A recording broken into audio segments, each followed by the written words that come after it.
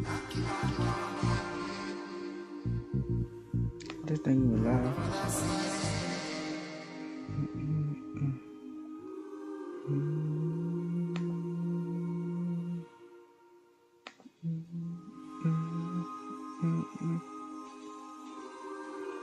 It's live! It is live!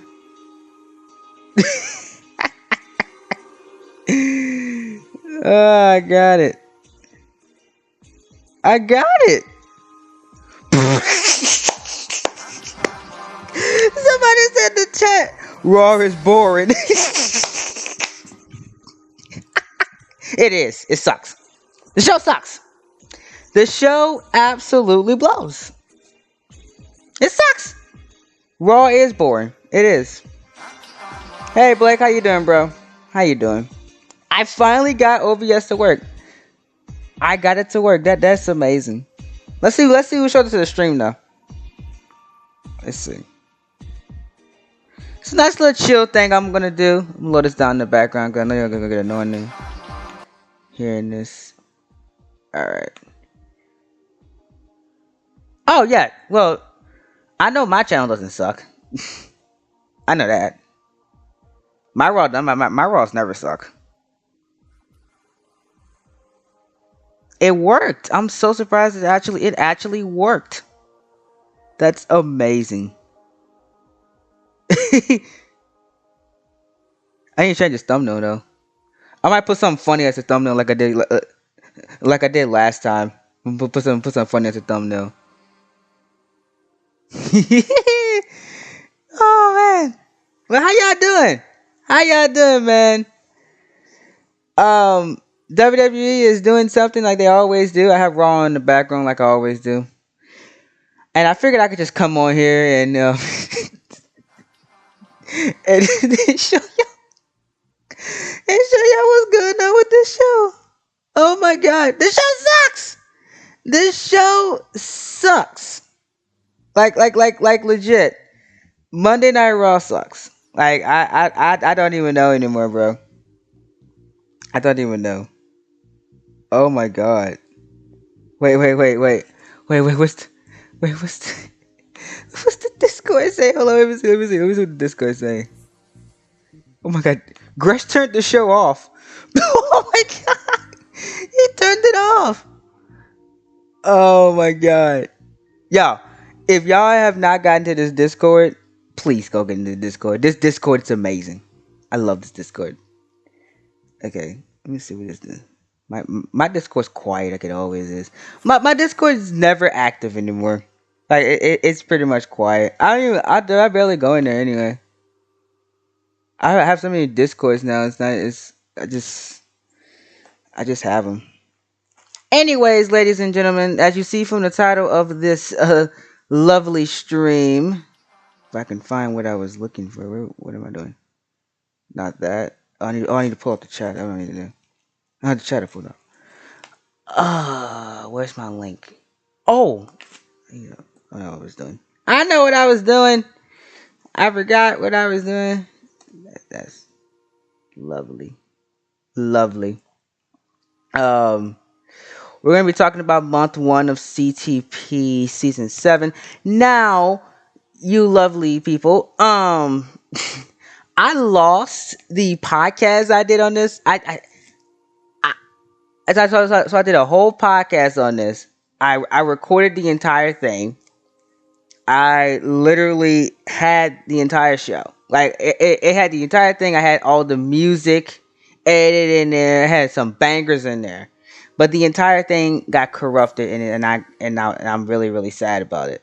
Like it literally got corrupted. So I figured, you know, I might just stream it, because what I was doing is I'm waiting on the NXT script. And I just got the SmackDown script. That's what that is. That's what that is right there. I'm not gonna show y'all what it is, but I got the SmackDown script, and I did what I need to do for Monday Night Raw.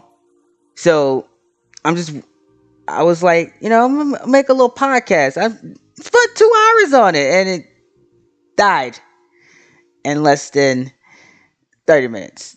Yeah, that's fun. That's really really fun. So that, but I know what I did wrong. So next month will be streamed for month two. I mean not stream. Will be podcast formatted for month two. I'll just stream this one, I guess. Um, but let me pull up this chat. Let me see what this chat looking like. Hello, Byrate. How are you doing? How are you doing? Let me see. Let me see if my Twitter. Let me see if my Twitter group chat gonna show up. Carlito might return. Why? Why Carlito's gonna return? That's that's funny. That's funny. Ooh, I love these backgrounds though. These are cute. Huh? Okay. Um, but season 7, man. Wow. Wow, wow, wow. What can I say? Like what has not been said about the season already that had, well, I'm trying to word this right because I had the perfect intro for the podcast, but I don't even know how I'm gonna structure these words again. Because I'm just so very mad. I just lost 2 hours, man. I That sucked. What can I say on this season?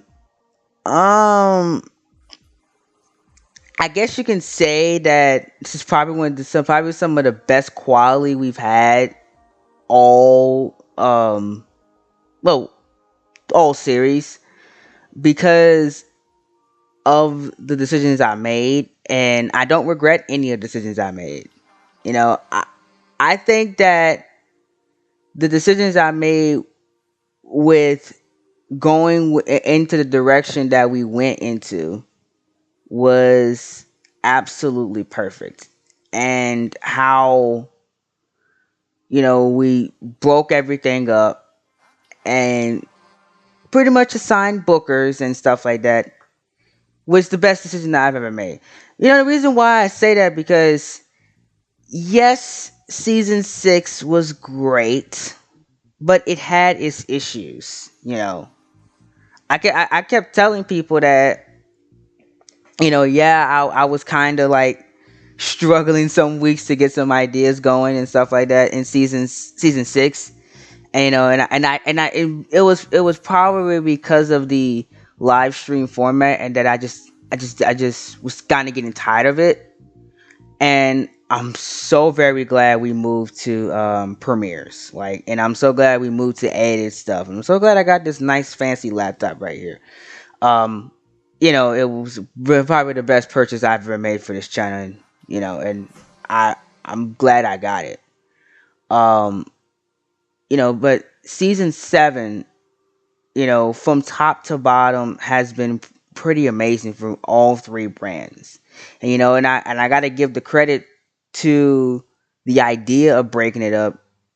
I got it from Mark made me do it, because if you remember, season 6 was pretty much, I did Raw, I did SmackDown, and I had bookers for NXT that we fed off of ideas and stuff like that. And having somebody to feed off of ideas for is the best thing in the world, because if you can't think of something else, the other guy can think of something, and you can go back and forth or whatever on it. I love it. It's the best feeling in the world. Um, so with NXT, it was me, Mark, J and W, and Lethal. He goes by so many names, but that was the original NXT crew. And I gotta admit, man, I really gotta admit it. Like, NXT was one of the best shows of last season, like hands down. Like, it was one of the best shows. If I had to rank them, probably 1A would have been SmackDown, because towards the tail end, and especially during that Finn Balor title reign, SmackDown was just on fire. Like, you couldn't touch it.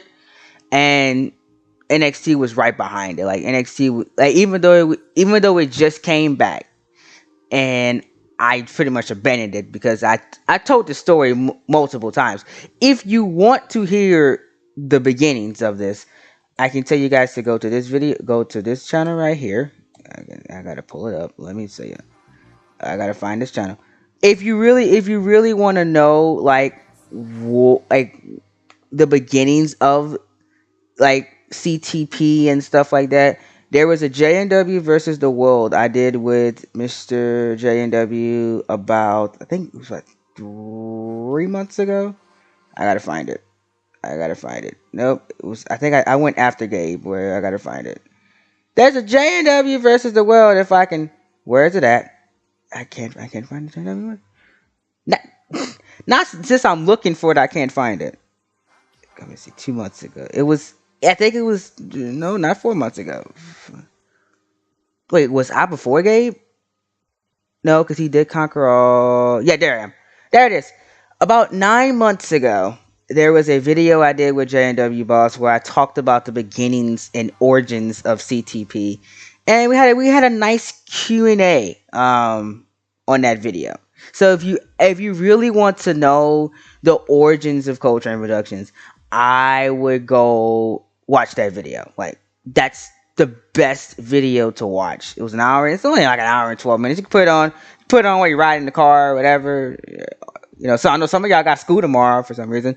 But hey, while you're on the bus, you can put that video on, you know, or you can put it on while you're doing your work tomorrow, or if it's not finals, exams, and or whatever's going on. But that's a really, really great video to watch. Probably one of my proudest moments on YouTube. I think that was my first interview I had on YouTube. Like somebody interviewed me. I typically used to interview others, but that was the first time somebody interviewed me on YouTube. So I'm really proud of that video. That video. Oh, Byron. Okay, that's good. Good to know. That video I recommend to people if you want to know the beginnings, because I've talked about this multiple times on YouTube, and I sometimes, y'all know, I hate repeating myself, so I always direct people to videos that I talked about it, because when the details are there and they're in my head. So that's a great video to watch. So if you really, really want to know the origins of CTP, I would go watch this video right here. It was posted on February 22nd, 2020. That was right before, that was about 2-3 weeks before Corona hit. So, y'all, I recommend go watching this if y'all really, really want to know the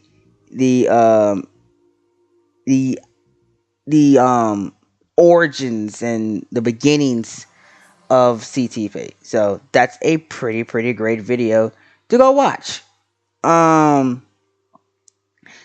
Nonetheless, so I'm tired of this intro. I'm not gonna. I'm getting sick. I'm getting sick of listening to it now. Let me see if I can put something else out. Let me see. I don't even know what else I want to listen to. I don't even play it. Pull up a random song. I was just pull up a random song. Because I got this in my headset, so I'm kind of getting annoyed listening to it now.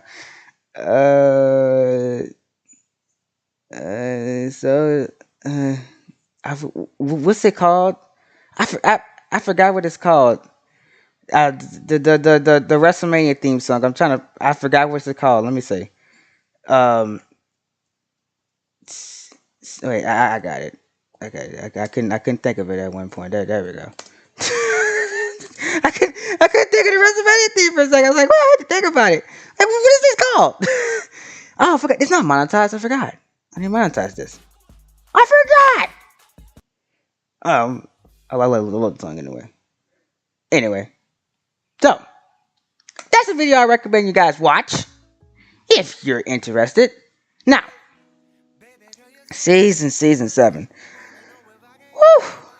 Now, in the original podcast, I really just went brand to brand and talked about some fun facts or whatever while I did this.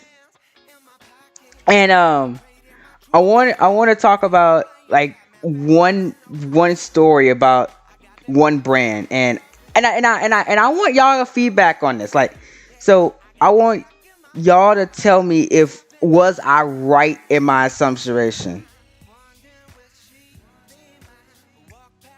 Oh, in real life or in real life? Oh god. Rumble winners. I don't even know. Like WWE in real life is just kind of just a mess right now. Um, if I had to pick somebody to win the Rumble in real life, I guess I would go with probably Big E to win the men's Rumble. Women, I don't even know, to be honest. Like the women's divisions are just very interesting right now. I don't even know. You know, everybody I want to win realistically is not going to win. If it was up to me, probably my winners would be Big E and probably Shayna Baszler. If it was up to me, the reason why I say that because Shayna Baszler deserves it. Especially after how she's been treated. I think she deserves a push. I think she deserves to be the Raw or SmackDown Women's Champion, and I would not mind seeing Shayna Baszler and Sasha Banks at WrestleMania 37. I would not mind seeing that. Big E, that's simple. You give me Big E and Drew McIntyre, sign me up. Big E versus Roman Reigns, sign me up. Like I would love to see those two matches. If we're being honest, would that would be my two Rumble winners. But to be honest with you, I don't even know right now. WWE is in an interesting spot because I don't know where they're going for WrestleMania yet. I know probably Drew McIntyre and Roman are going to be champions by WrestleMania, but they don't even know what they're doing with themselves. Like I don't think they have any concrete plans yet, and we're almost in January. So it's going to be interesting to see who wins the Royal Rumble. We don't even know what the Royal Rumble is going to look like because of the COVID stuff. So I don't even know how they're going to even run a Royal Rumble with 30 people in the ring and all the bodies in the ring at the same time. I have no idea how that's going to work. Fingers crossed we have some fans in the building. Will there be fans? Probably not. I doubt it. They're going to have fans. But, I mean, at least give me some kind of crowd noise, because a Rumble without no fans, it's some of the weirdest things I thought I would never ever see. It's the same thing with a WrestleMania without no fans. That sucked. Like no crowd shows suck. No matter how you put it. Probably the best no crowd show was the Money in the Bank pay-per-view was because of the cinematic matches. Cinematic matches work. You know what I'm saying? I'm not underestimating that. The cinematic matches pretty much work. You know what I'm saying? But I don't even know where they even want to go with this. Honestly. But what's up, Third Strike? How you doing, man? How you doing? I'm just chilling on here, answering some questions and talking about universe mode. But like Blake, like I said, my Royal Rumble winners for WWE in real life is probably Big E and Shayna Baszler. But even that is a stretch. Honestly, it's a stretch because I don't even know if they even gonna do that or not. Because the main events of these shows are just messed up. Like they legit messed up. Like the only show I care about for WWE right now is NXT and SmackDown. That's it. I don't even care about Monday Night Raw anymore. Like at one point about 10 years ago, I used to be excited to watch Raw. I used to run to my TV every week to watch Raw. I don't even I'll be like, oh, Raw's on. I'm gonna put it on the background. The 3 hours just kill it for me. I can't watch a 3-hour program weekly. You can't do that. You can't do that. The problems with Monday Night Raw would just go down if it's 2 hours. Yes, it still will have issues, yes. But if the show's 2 hours, you can make it you can give it that NXT format. Like, Like even though NXT on USA, it's been hit or miss some weeks, but it's still better than Monday Night Raw on USA because it's 2 hours, seven to nine. You know, the only shows that should be 3 hours are your pay-per-views. That even goes for Universe mode. If you have a 3 hour Monday Night Raw or 3 hour weekly show, it better be something good. Like I'm serious. Like there's no reason why a weekly show should be 3 hours long. No reason. At max 2 hours, maybe 2.5 at max. I've never ever made Universe mode wise. I've never made a 3 hour show. Like never a 3 hour weekly show. The closest my Raw and SmackDowns and NXTs have been are 2 hours, maybe 2 hours and 30 minutes. That's it. I just can't even bother myself to make a 3 hour show.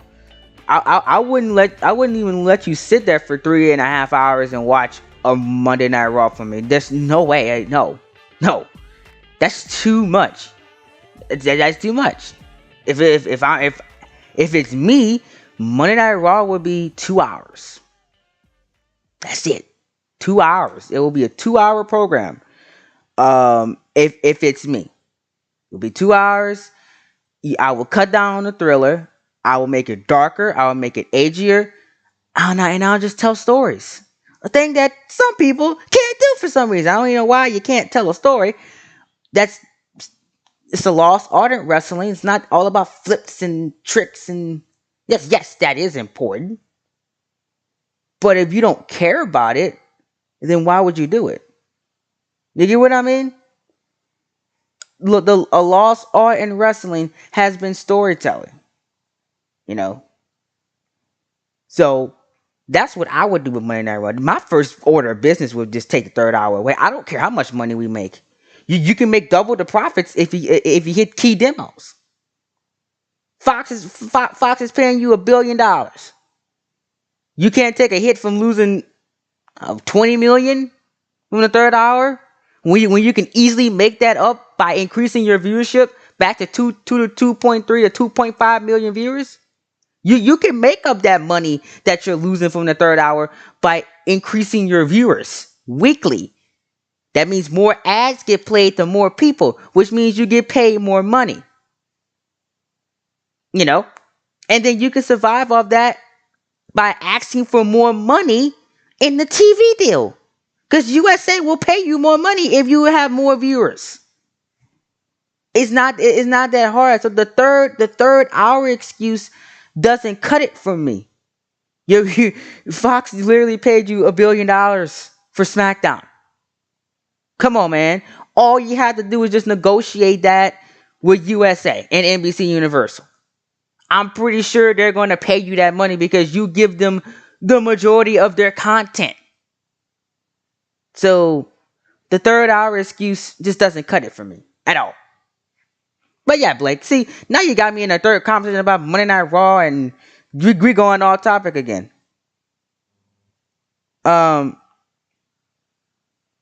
Exactly. No weekly show should be 3 hours. No, you can't do that. Exactly. It's the hardest thing in the world. You can't, it's hard to make 3 hours of content weekly. It should be 2. That's it. Maybe the pay-per-view should be 3 hours, which WWE has been getting really good on timing these pay-per-views in this pandemic. They've been very, very good with that. Very, very good with that. It should be 2. Raw should be 2 hours. NXT should be 2 hours. SmackDown 2 hours. I should get 6 hours of content from WWE every week, not 7. But that should be 7. 2, 3, 2. That's 7, not 7 hours. I was right. Yeah, 7 hours. I get 7 hours of content from WWE every week. Not even counting the WWE Network stuff that comes out every week. That's a lot of content. 7 hours weekly. Realistically, only super fans like me will watch 7 hours of content every week. And admittedly, I have skipped some Monday Night Raws. I have skipped many Raws this year. Especially this year. the no crowd with Raw is just, it just makes it worse. Like the only reason I can stomach pay-per-views is because of Gresh's server. Honestly, that's legit the only reason why I can stomach a pay-per-view. You know, doing the watch parties and stuff and interacting with my subscribers. But that's about it. Like if I didn't have the subscribers to interact with, or we didn't with the group chats or whatever, man, I don't even know how I would watch this show. I don't even know, bro. I don't even know. Like it's just is what it is. So I mean, hopefully, they turn it around next year. You know, if I mean, some people have theorized how to make the 3 hours work. You know, and I like some people's theories on how to make the 3 hours work. But I'm just like, just get rid of it altogether. I mean, you, losing 20 million in profit is not going to hurt you when you're getting paid $1 billion. I mean, yes, it's $20 million. I would love that $20 million. Yes, but you're getting paid $1 billion, and you can make that 20 million back in the demos. Those key demos, the 18 to 49, the 18 to 34. Yes, you can make that money back easily, and you can always renegotiate and get your money back. It's just that simple. Like, I don't know. That's my little rant on it. People talked about this. We it seems like we talk about this every other year. Like, seriously, we talked about this in 2018. I think I made a video on that in 2018, 2 years ago. I talked about how to fix Raw's problems. I talked about it. Yes, I wasn't that knowledgeable about the business until in 2018. I attended my first WWE show in 5-6 years, and 2 years ago when I went to WrestleMania 34. You know, I wanted to go to Takeover, but I couldn't go to Takeover because my dad had to work. We would have went to Takeover, but my dad had to work though, unfortunately. I have never been to a Takeover, but once this pandemic's over with, I'm going to a Takeover. I don't care what anybody says. I'm going to take myself to a Takeover. I don't care what it is. I don't care what Takeover it is. I'm going to a Takeover, preferably WrestleMania weekend, hopefully. But I'm going to take myself to a Takeover, guaranteed. Once this pandemic's over with, hopefully next year or the year after. Anywho, not enough about my little rant on Monday Night Raw. Now, speaking of storytelling, you know, when I'm gonna just turn this to a universe mode advice video. When you have a universe mode, and these are the best universe modes in my opinion, that universe modes that make their shows feel different. Now, I go off as a viewer, for watching wrestling in real life and watching wrestling in the universe mode world. I always say, if you can, make all of your brands feel different, you have a very, very great universe mode. Telling stories a different way, makes your universe mode stand out and makes your brands feel unique. I'll give you an example of that. I don't think this is for this season, but let's talk about last season. Monday Night Raw was the darker elements show. It had the darker elements. It had the more outlandish stuff about it. And it told stories in a way where the characters expressed themselves. SmackDown was the more chaotic show. It was a lot of chaos. It was a lot of crazy things. It made you think more than Monday Night Raw did. And NXT was a combination of both of them. Some weeks NXT used the darker elements. Some weeks NXT used the chaotic elements. All three brands felt different. That's what I'm trying to get at. Making your brands feel different makes people tune in more and makes people stay more. Universe modes that make their brands feel different are the best universe modes to have. And in my opinion, all three brands feel different. You're not going to get the same thing on Monday Night Raw on NXT. You're not, guaranteed. NXT tells stories different than Monday Night Raw. Raw tells stories different than SmackDown. SmackDown may do something you like that you don't like on Monday Night Raw. And everybody has their preferences. on which show or which one of my shows are better. Some people love Monday Night Raw. Some people hate NXT. Some people love SmackDown. Hey, all power to them. Because at the end of the day, I do approve everything that goes out, and I make the majority of my stuff. So at the end of the day, I'm proud of whatever you love. It doesn't matter to me, you know, long as the show is not terrible. That's all I care about. I read these scripts thoroughly. Sometimes I read these scripts 2 to 3 times before I even sit down and record anything to make sure I like everything. You know what I'm saying? If I have a problem with something, I will tell the booker and we might talk about it a little bit. But at the end of the day, I have some of the best talent on YouTube, so I don't have issues that much with my product. And I'm not like a Vince McMahon. I don't say no to the majority of the stuff. I let them, if I disagree with it, I let them tell me why you did that. And if it doesn't make sense, then we're going to talk about it. You know, but I don't have the many of those issues, especially with Raw and NXT. Those guys know what they're doing. Like legit, I don't have any issues with them at all. If I'm confused or something, they explain to me why this happens, and I'll be like, oh, okay, that makes sense, and we go on from there. And their scripts are easy to follow, like really, really easy to follow. Like now, some things, admittedly, like from the beginning, some things I don't follow. Because that's because of these 2K20 and the methodicalness of that game. That's why I hope one day I don't have to use 2K20 anymore. That's why I'm saving up for PC, and just in case, 2K wants to come down and give me a bad game in the future, I can use mods in the future, so I don't have to worry about that. But sometimes 2K messes up, and I can't do exactly what they want.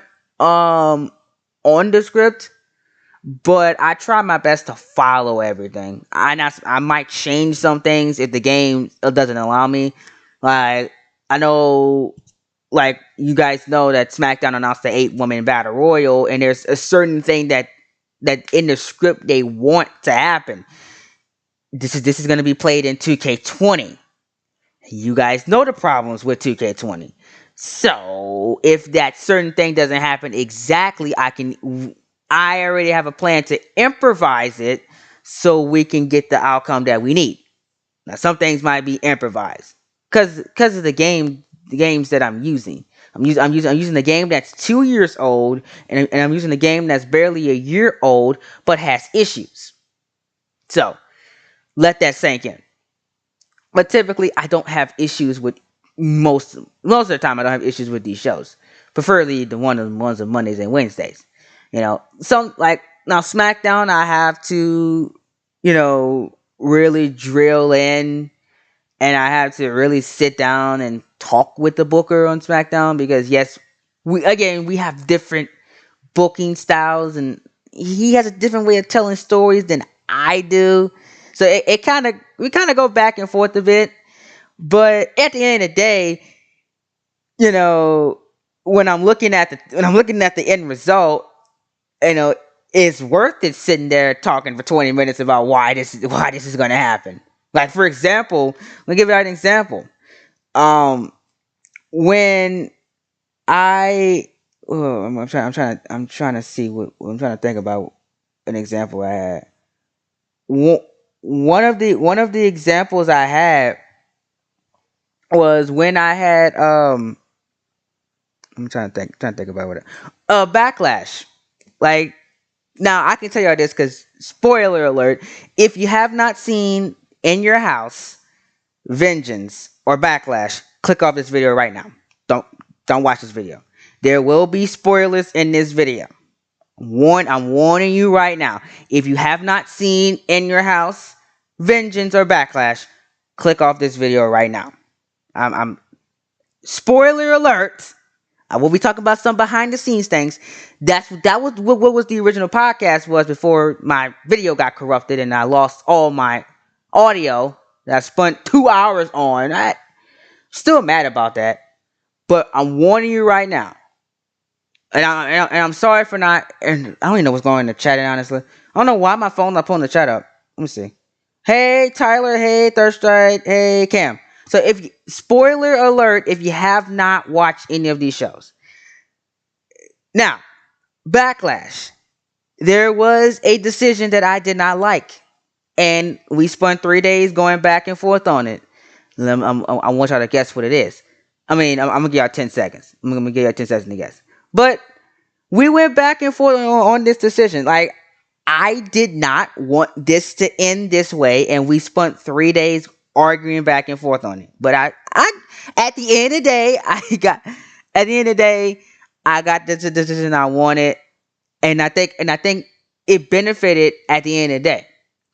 You know, and I like I said earlier, I want y'all to defend me on this. Was I wrong for this? Brock Lesnar versus King Dar was not supposed to go down the way it went down at Backlash. Originally, before Backlash was produced and made, which it was made in the span of 3 days, by the way.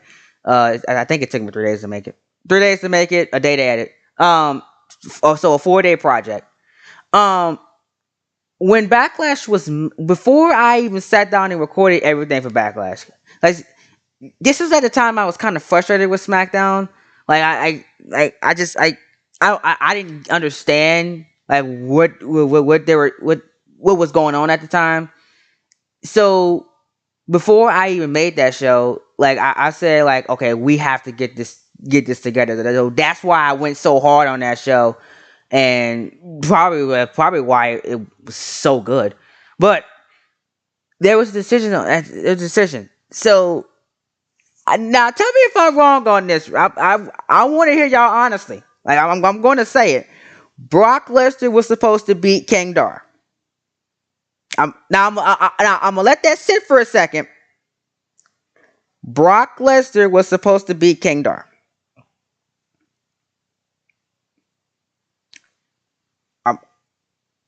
One more time. One more time. I'm gonna let this sit for a second. Brock Lesnar was supposed to be King Dar. That was the original plan. Now, you hearing that, and y'all know, if you know me, you know my problems with Brock Lesnar. You know my problems with Brock Lesnar. If you know me, and you know the issues I have with him. Now, it is that he was supposed to win. I definitely didn't like that. And then the way he was supposed to win, he was supposed to squash King Dar. Now, that was the original plan. He was supposed to squash him in 30 seconds. I think it was 30 seconds or 2 minutes or something like that. I don't know. But he was supposed to win quick. Now if you watched NXT in season 6, and you watched not Vegas, Las Vegas, Philadelphia, Miami, not even watching the rise of King Dar. If you're a viewer that came in at the beginning of 2K20, and you seen how King Dar happened, you would know the problems I have with this. King Dar beat Kenny Omega and Cody Ibushi in the same night at NXT TakeOver Miami. He beat Ricochet and some to Friday Night SmackDown. He ended Ricochet's NXT career at NXT TakeOver Philadelphia, which I mentioned in that triple threat match. That's why Ricochet was there. That's why Ricochet was in that match. Ricochet's ultimate goal, he wants his revenge. He has not forgotten. Keep that in mind as we go along. Now,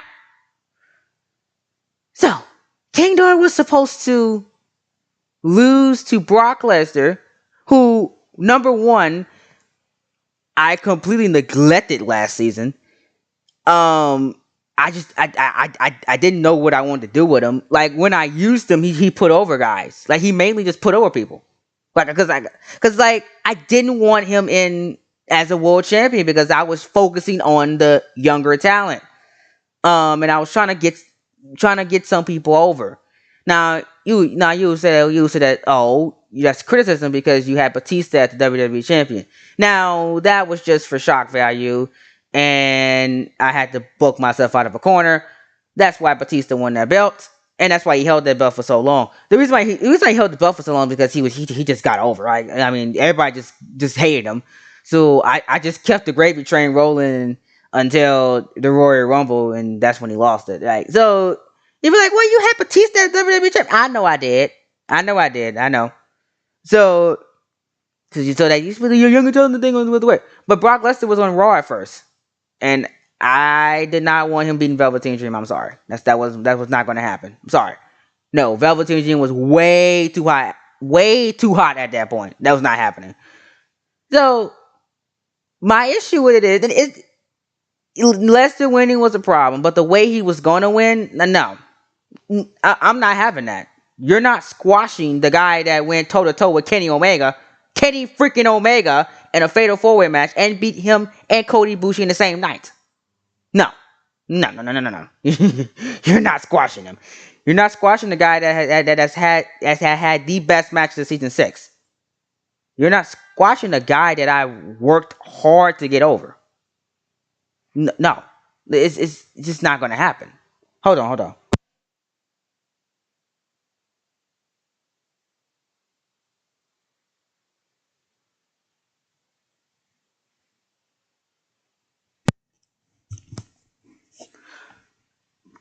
So that was my issues with it. The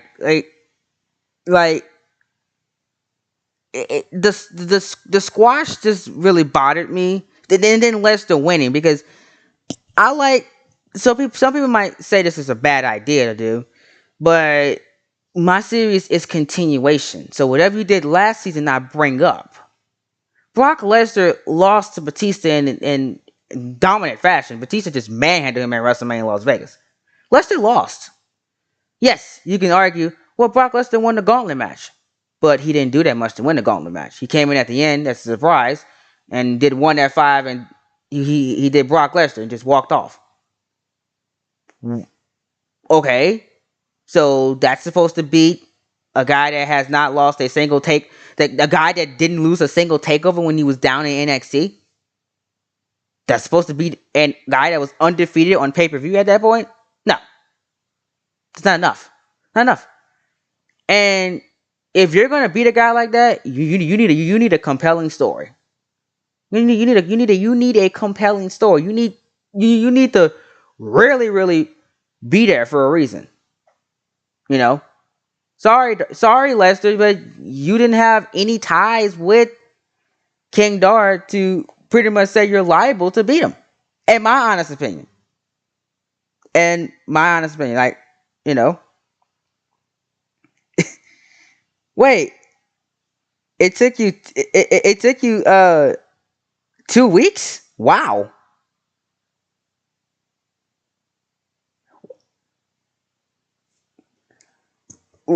Oh man.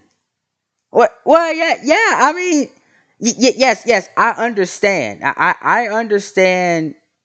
You know, your reasoning on it, and I understand why you did not like Dar winning. But in my defense of it, I was like, I was like, no, don't do it, because he just got to Monday Night Raw. I mean, not Friday Night SmackDown. He wasn't even world champion for a month. Like, he wasn't even world champion for a month. And I just did not want to see that at all. In reality, at the end of the day, that was the best decision made. Because let me tell you why. AJ Styles and King Dar has a better story than Brock Lesnar and King Dar. Let me tell you exactly why AJ Styles is King Dar. AJ Styles, he's basically phenomenal. Like, in my series, AJ Styles beat the streak, and I ran with it. I'm gonna tell you exactly how I ran with it.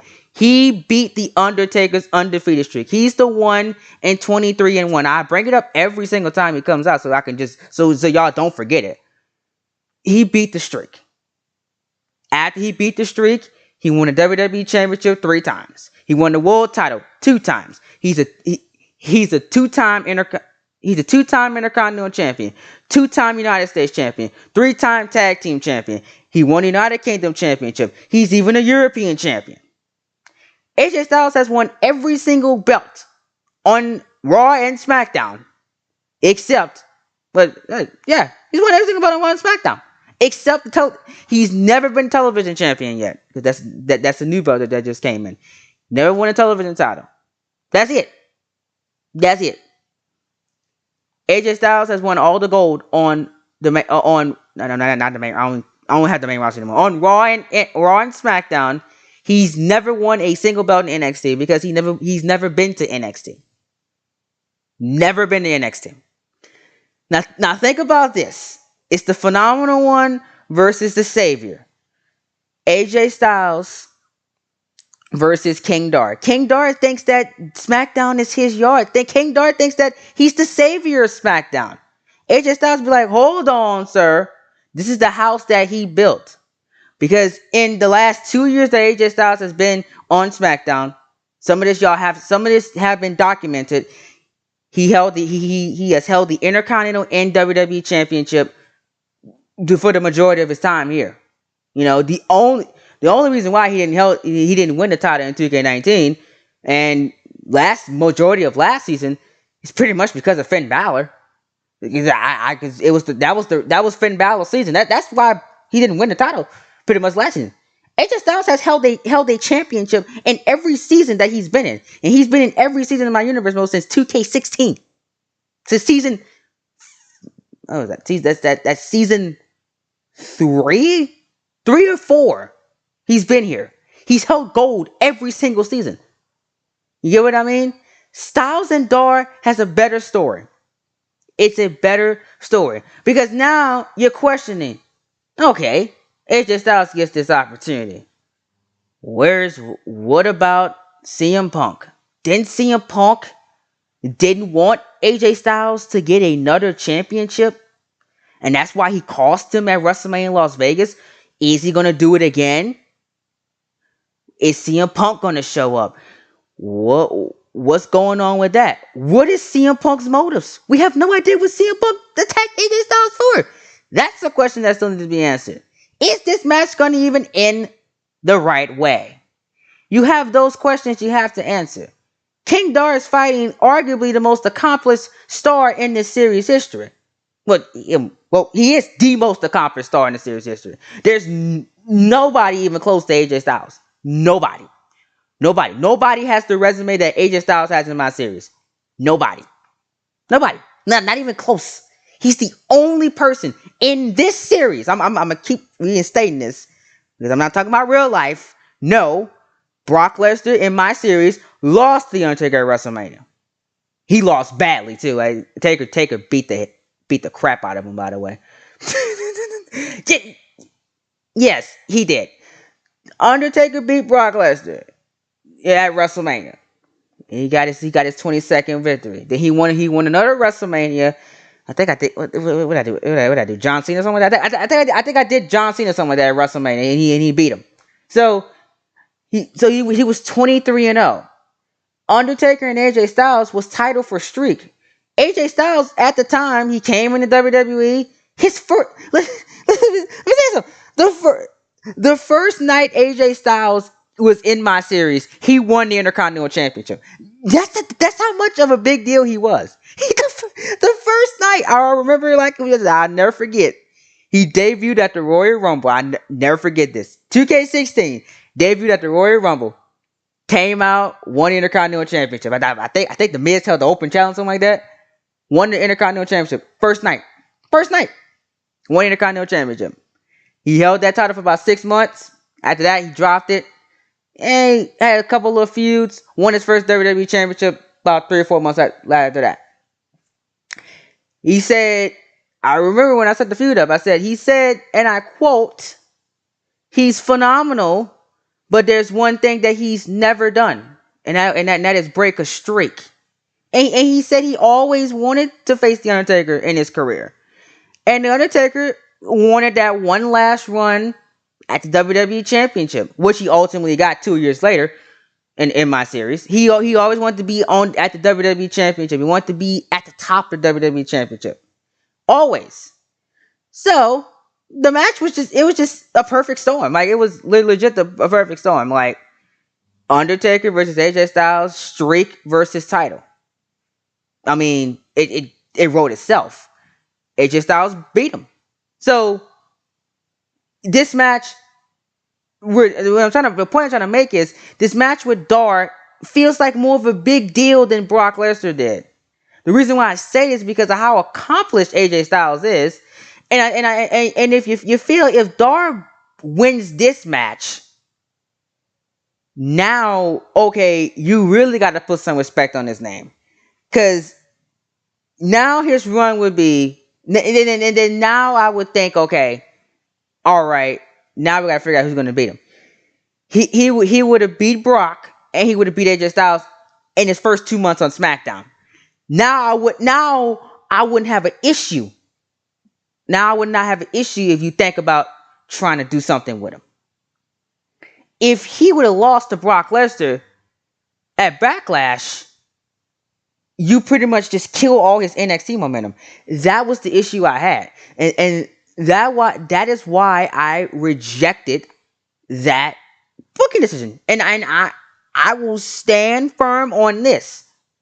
I will stand firm on this. King Dar beating Brock Lesnar ultimately is the right decision because of what we got to do with him. Ultimately, it will go down in history as the right decision. Brock did not need another world title reign in my series. He's had 4 of them. He don't need another one. He's had 4 of them. I don't think I don't think y'all would have liked that anyway. I think people would have been mad because King Dar is so over in this series. I think realistically y'all would have been mad at me if he would have lost.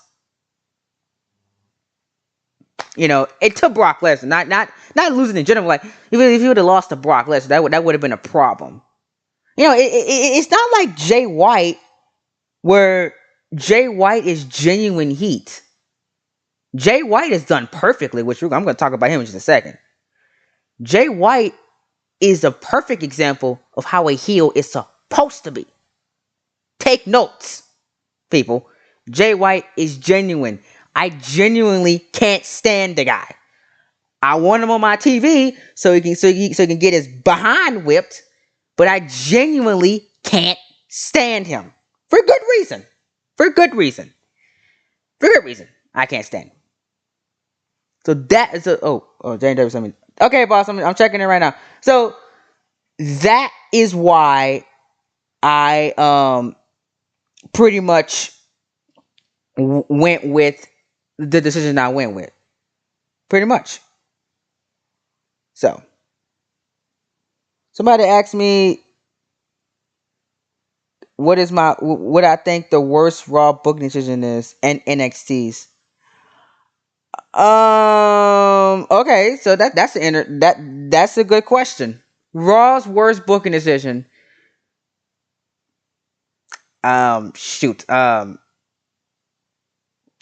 Is there any?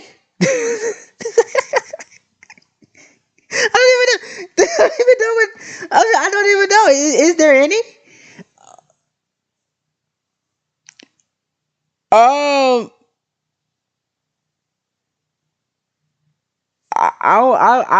don't even know. I'm trying to think. Is there any worse booking decisions for Raw? No. There's none. I can't think of any. Honestly, the only thing I can think of. Okay, this is like a small thing. The triple threat was confirmed too early. That's it. I would have stretched that out a little bit longer, but that's about it. That's about it. That's about it. For Vengeance, that's about it. But I mean, that's like a small thing, though. But I mean, Vengeance was booked perfectly, in my opinion. I mean, Shirai and Shayna made sense. The triple threat made sense, but I think you could have really just let that spring a little longer. But I mean, you know what I'm saying? But as for like booking wise, I mean, like it's been perfectly fine, like in my opinion.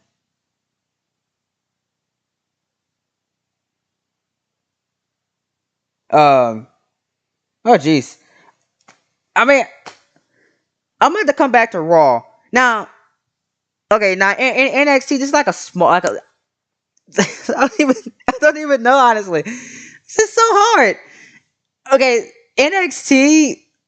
I mean,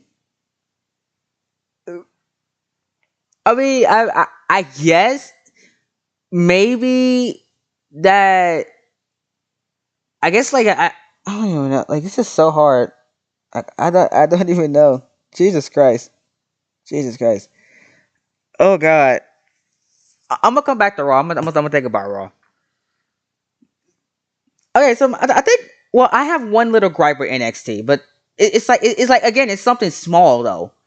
Like at first, I did not understand their tag teams. Like I like the direction. I was so confused because I was like, why is Scott Dawson coming out here and talking about he's not going to wrestle or whatever? And I was like, huh? Like how does that make any sense? That really confused me. If I had to pick something, because their main event's been perfectly fine. The women's been, I think Sasha's really been portrayed perfectly. Um, I get. I guess like maybe rushing to the decision to get to Keith Lee's global championship opponent. Maybe y'all could have stretched that out. Maybe made the tournament a little bit bigger than it was. But I understood it though. But that's just like that's just like small criticisms. I would it in all honesty, I would have made like a bigger deal than it really was. Like I think y'all really rushed that a little bit, but I understood it though. You know, I mean, I mean, I understood it though. Like at the end of the day, when you think about it, I understood why y'all did it though. You know, but that good question though. So I mean, there's two things. Like at first, I didn't get the tag team scene at first, but as I thought about it, I was like, oh, that's in the revival's characters. Okay, now that makes sense. But you know, as you do research, I understood it. Um, and then maybe the tournament should have been a little longer. But that's just my personal preference. Because if you know me, I love long tournaments. But I know why y'all did it, and hopefully, maybe after we got the number one contender, hopefully we can get that more build I need to that Keith Lee match, which I think y'all gonna do fine, perfectly fine with. So I'm not even worried about it. SmackDown. I mean, say worst booking decisions for SmackDown. I mean, well, the obvious one is the Brock Lesnar one. Obviously, I mean, we talked about this one already. Bobby Roode versus Seth Rollins for the United States Championship. I still question that to this day. Why? I asked this question. Why? um, why was that a thing?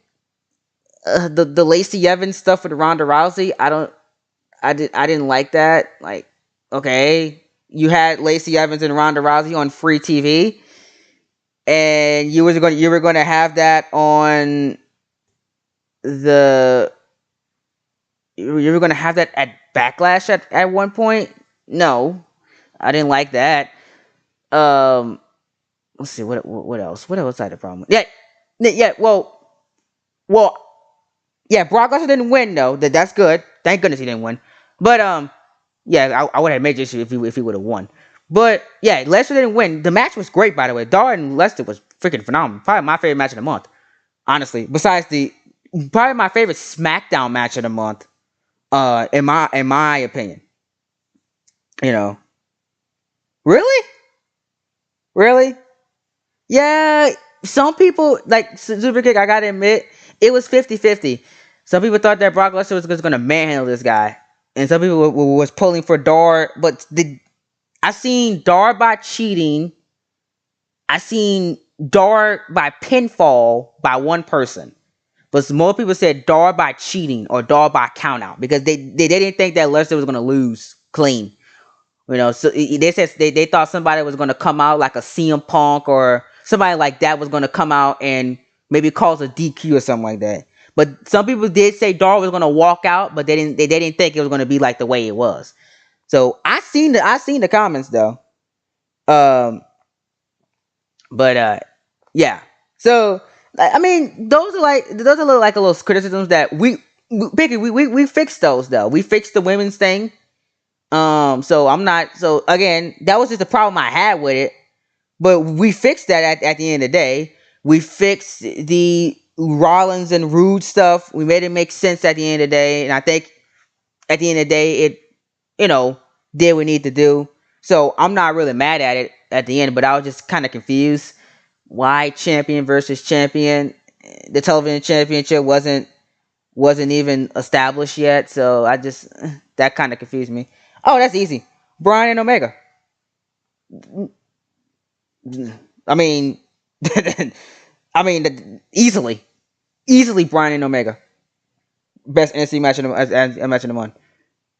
No ifs, ands, or buts about it. Easily, my favorite NXT match in the month. I mean, either it's Brian Omega or Drew versus Aleister Black for me. That's my top two.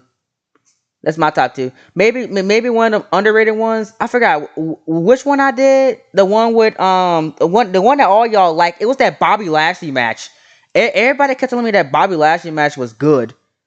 It was Lashley and somebody. I forgot who it was. But everybody kept telling me that they loved that match for some reason. Well, easily it's Bryan and Omega.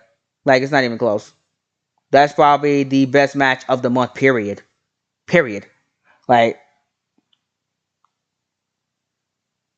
least favorite SmackDown match. Oh, yeah, Lashley versus Bryan. That's what it was. Yes. That was probably one of my favorites too. Yeah, Daniel Bryan versus Bobby Lashley. You notice most of my favorite matches have involved Daniel Bryan. The guy can wrestle. Least favorite SmackDown match. Oh, that's easy. I'm sorry. But it was that triple threat women's SmackDown match. I did not like that match. No, I hated that match. Weekly match, yeah. Yeah, I'm sorry. That match just really, really bugged me. It bugged me to my core. I hate that match. Oh, J&W, you're amazing. Yes, J&W. Thank you so much. We got a picture, guys. Shout out to J&W. I'm about to put this on right now. Let me see if I can find the video real quick.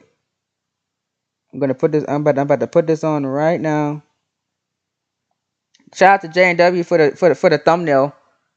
That thing is amazing. I love it. He is lead Raw match. Okay, that's interesting. Oh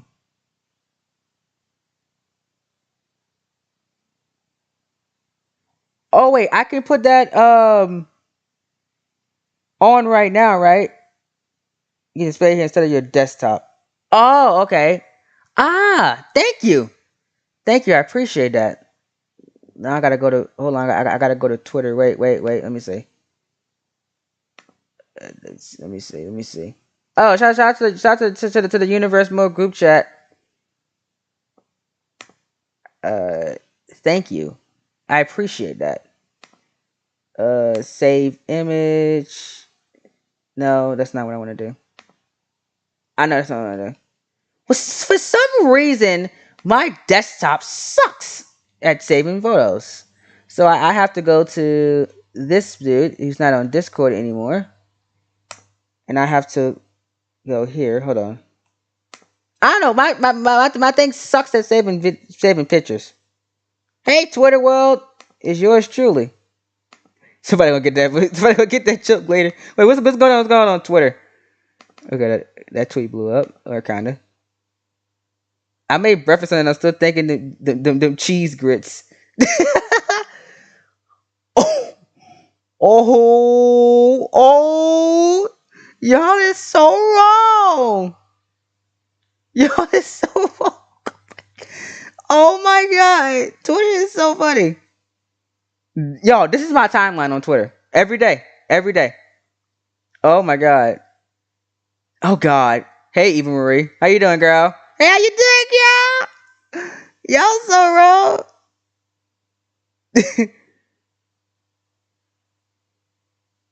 Oh. Look at lock your scene first. Okay. Oh yeah, I need to do that. My bad.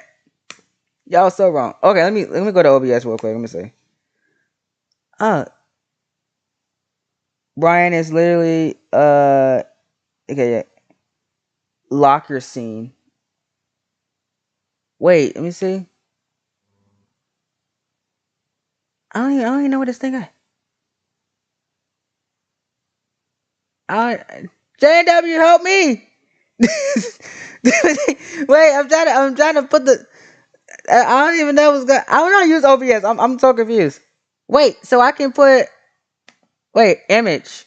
There we go. Like, oh, I can lock this. That's neat. Wait, so if I lock that, wait. So what am I gonna do if I do this? Oh, it turns off. Oh, okay. Wait, Jane, boss, what am I doing? I don't even know what I'm doing. I'm trying to put the thumbnail on. I don't even know what I'm doing. I'm gonna while we wait on JW to help me navigate this OBS. I'm trying to let me figure out what I'm doing. So, guys, I don't want to do this capture. So, image. There we go. Ha! I got something. Now where's the image I just copied? This chick did not just say. Wait, boy, I'm not playing with you tonight. I'm not doing it. I'm not doing it tonight. I'm not doing it tonight. I'm not in the mood. Go under scene and click images. Oh, so go under scene. Ah, so this is your scenes. Oh, so add plus. Oh, okay. I was on the right button. Oh. Okay. Okay. What are y'all seeing right now? Let me see. Y'all seeing black. Okay, good. That's what y'all supposed to be seeing. Why? I don't know. My phone is buzzing right now. Thank you. Now let me see if I can save this video. Okay. Now I can do what I need to do now. Okay, now that makes sense. Y'all seeing black. Okay, good. Malik! Why? Why, Malik? Why? Why did the thing? Oh my god, why?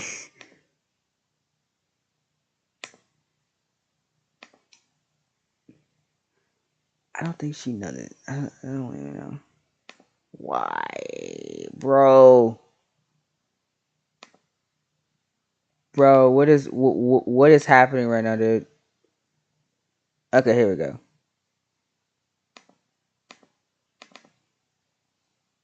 There we go. I got it. Yeah. Okay. I think I did something. Wait. Wait. Is it working? Why can't y'all see anything? Separate scene under scene 2. Oh, okay. Plus scene 2.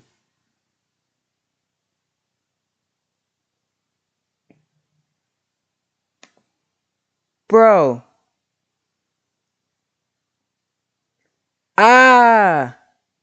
So it says click the plus. That what I clicked.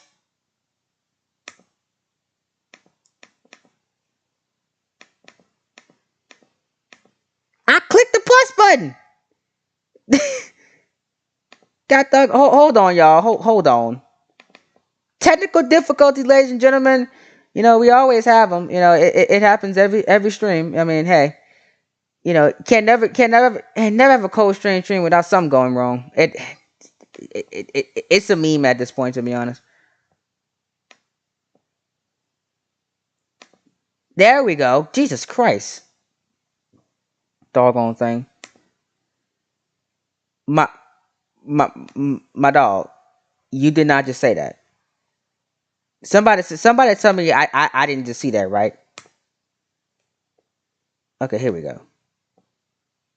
Wait, why is it so small? My boy. There we go. There we go, y'all. I did it. I did it, y'all. Yeah. I'm not playing with you. I'm not playing with you. Oh Lord, Lord Jesus. Now I can go through my private Twitter DMs without nobody seeing them. Yeah. I'm not pl- I'm not playing with you, bro. Don't do it. Don't do it, Malik. Don't do it. Oh Lord. Yes, expert. I was learning how to use OBS live on stream. Legit. That's how we do it. We learn on the go. But Malik, I'm gonna deal with you later, bro. I'm gonna deal with you later. Anywho, somebody keep asking me. Wait. Okay. Well, oh, y'all asked me about my least favorite Raw match. Um. Oh shoot, I gotta think about that. I gotta think about things for Raw because I typically never find any issues with Raw. Hmm. Probably. I get. Oh Lord. I guess I gotta go to the first episode. I think maybe that tag match on the first episode of season 7. That first tag match. The show was called Undisputed. I remember that show. Yeah, I had an issue with that. I didn't like that match. I made the match. I didn't think it was good. It was rushed, in my opinion. Um, so that's probably one of my least favorite Raw matches I've ever made. So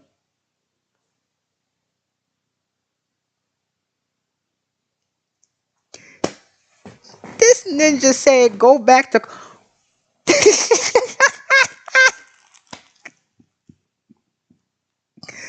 No, he ain't coming to me. I don't know. No, no, no. You're gonna go to somebody else. That's not happening. Nope. What that wait, what that Draymond Green mean, Matt? Nope. I'm not doing it. I'm not doing it. I'm not doing it, bro. Not doing it. I'm sorry. Any more questions besides the Malik Place question? I don't even know. I'm not answering that question. I'm sorry.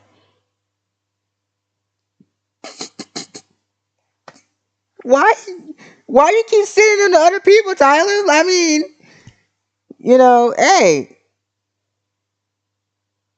why you keep sending them to other people, bro? That's not. No, we're not doing that. um, I don't know what else I'm trying to think about. But yeah, remember that tag match on the first Raw? I hated that tag match. It was no. I didn't like that match.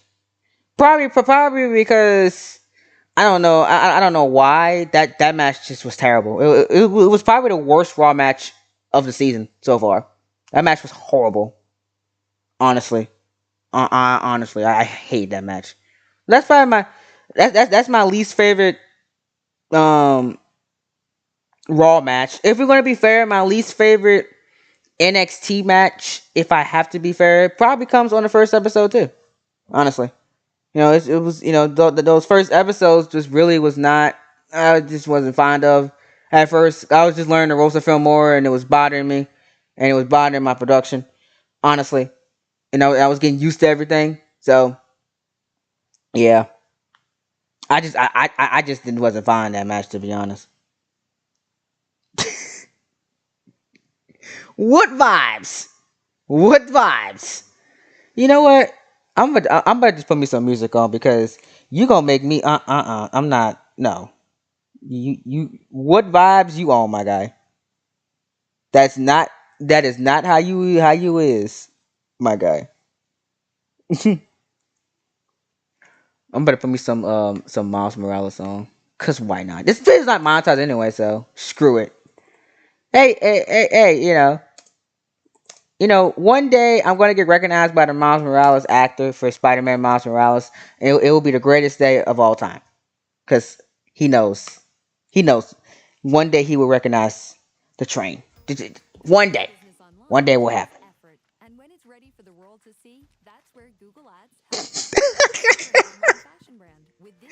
Why is this coming up? This is supposed to be about universe mode. We're not talking about whatever Malik is going through. I don't even know why is this a thing.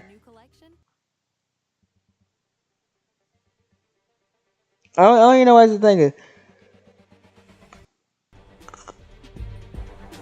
I'm not gonna worry about it. Anywho, I'm trying to figure out what else I did on the podcast earlier this today that I was talking about. Oh, star ratings. Oh yeah. Okay. I remember them. So if I had to give Monday Night Raw a star rating, I will give it a 4.5 out of 5. And I give it what I said earlier, 9.5 out of 10, and a minus. For month one. So far, so good, Raw. Like I said, I mean, the only problem we had at Avengers was just match timing. If you can fix that and just keep doing what you're doing, you're gonna be fine. I guarantee you, you're getting almost 300 views a week. I mean, it's not. You're gonna be fine. I mean, just keep doing what you're doing, honestly. And what I'm seeing from Raw right now, is yeah, they're gonna be perfectly fine. Honestly, if I'm being honest, like yeah. The only reason why NXT was not the best show this month, and I'm gonna keep reviewing this, is I haven't seen Takeover. That's the only reason. Like, I'm like, I can't put NXT over Raw because Raw had a pay-per-view and they just killed the pay-per-view and it was just amazing. 50 likes on the pay-per-view. I mean, so I can't do that. So NXT is 1B for me. I got 1A, 1B. 1B is NXT. If I have to rate NXT out of 5, I'll give it a 4-star. I'll still give it a 9.5 out of 10, same as Raw, but I'll give it an A for month one. Solid, very very good. First 5 weeks, I can follow. First 5 weeks, I can get behind. First 5 weeks, I see no issues. Keep doing y'all thing, man. I'm loving the scripts. I'm loving the direction. Probably my favorite story from y'all right now is probably the Bray Wyatt stuff. And the Kenny Omega stuff, I'm loving that. I'm very excited for Kenny Omega and Drew McIntyre at TakeOver. I think that's gonna slap. The Daniel Bryan and Buddy Murphy Best of 5 has me intrigued. So I'm curious to see how that one's gonna go. And I cannot wait to start working on NXT tomorrow. I can't wait.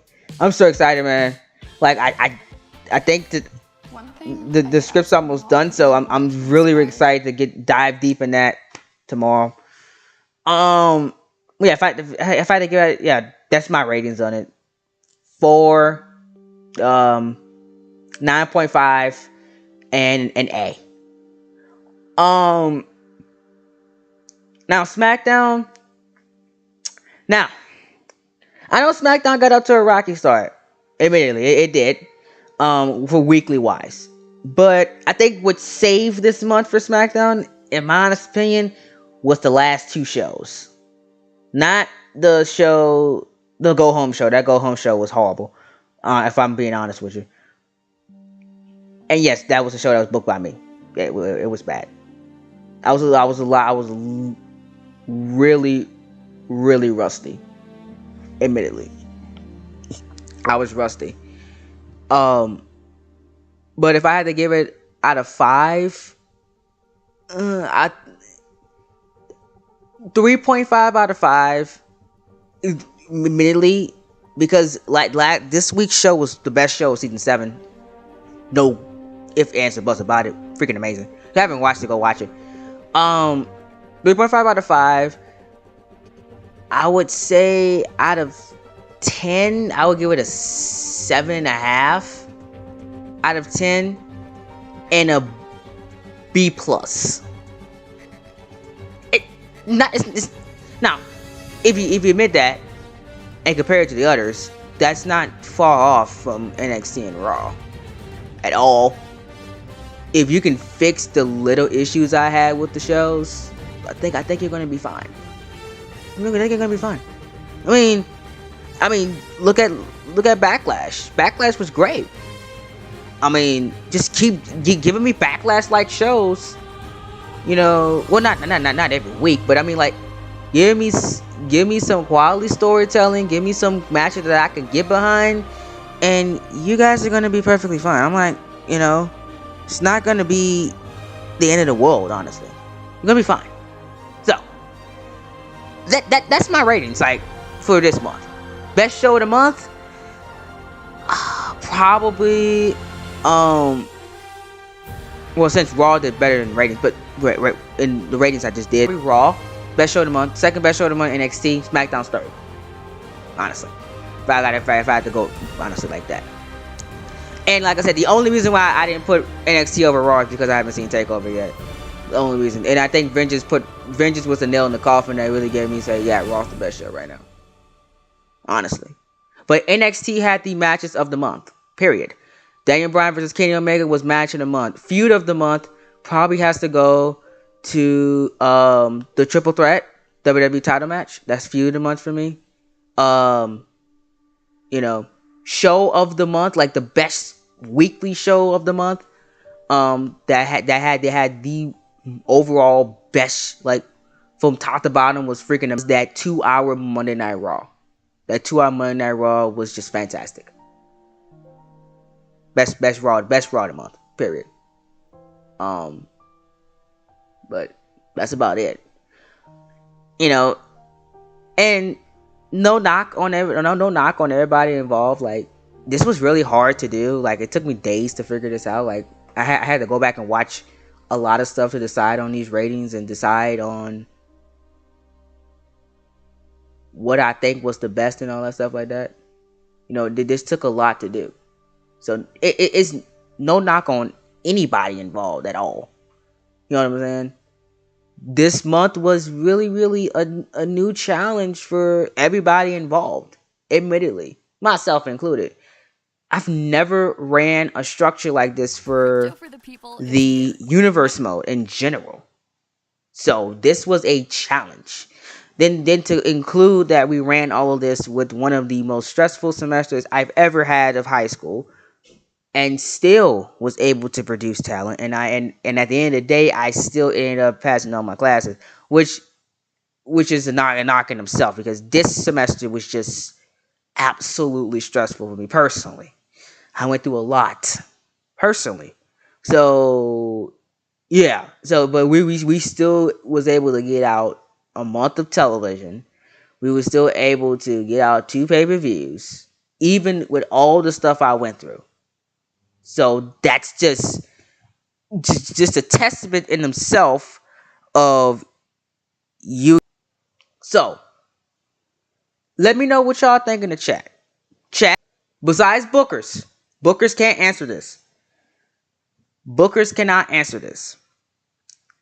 So non-CTP members, what was your favorite show of the month? Is it hashtag CTP Raw, hashtag CTP SmackDown, or hashtag CTP NXT? And if you have a reason, tell me why.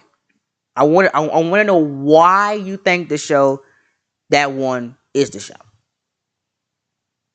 So,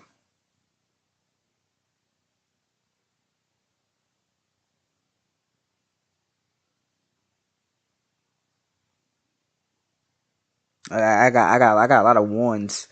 Tyler said one. Zeno said one. Ooh, okay. Intriguing.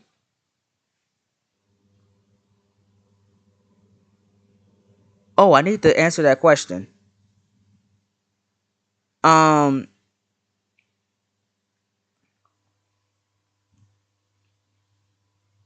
let me. I seen what expert said in the group chat. I'm about to repeat this. Um, and this gonna take me back to an earlier point I made. Um, like y'all know how I said, that all three brands have a different booking style of each other. He put it perfectly right here. This is it right here. NXT is the ruthless aggression. Raw is the attitude era. Basically, all that chaos. And I gotta put SmackDown is like 2010s to 2000, like to the early 2010s to like current day WWE. That's how I put it. Current day, basically. Basically, I mean,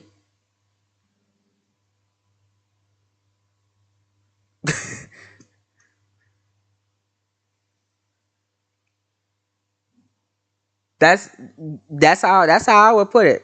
Basically, that's what I said. I said Raw is just a chaotic show. NXT just reminds me of the ruthless aggression era. Like it's ruthless aggression. SmackDown's like current day. It feels current day. That's how I would explain all three shows. Some people love that current day style. Some people love that ruthless aggression style. Some people love that attitude era style. All that craziness, larger than life. You know what I'm saying? So that's what the attitude era was. You know, it was mostly about storytelling. You know, no, current day is SmackDown. SmackDown.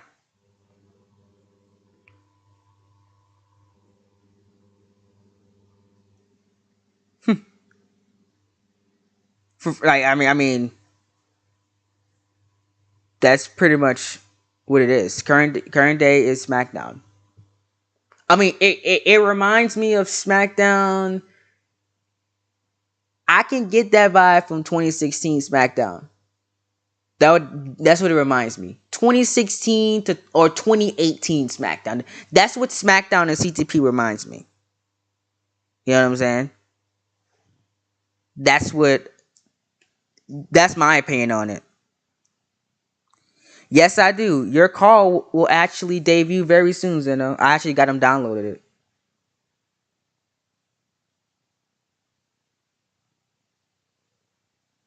Oh, like Raw and 20, like Raw and SmackDown in 2020. You know what I'm saying?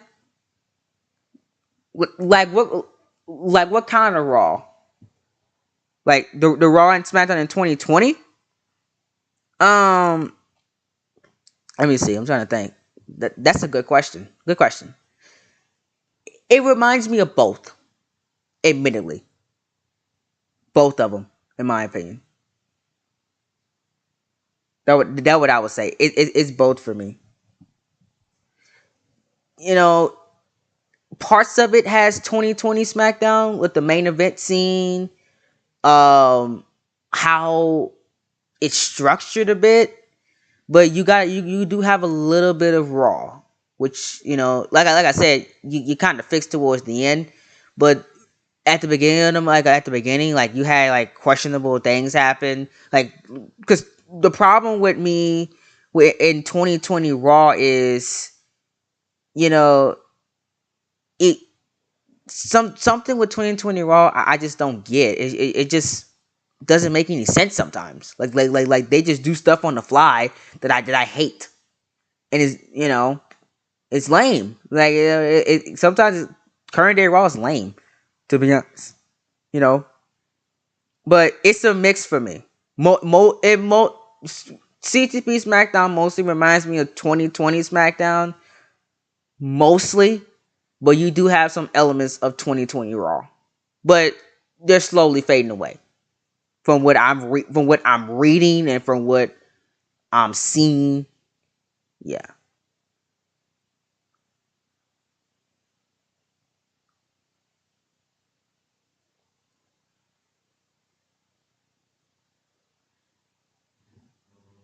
pretty much.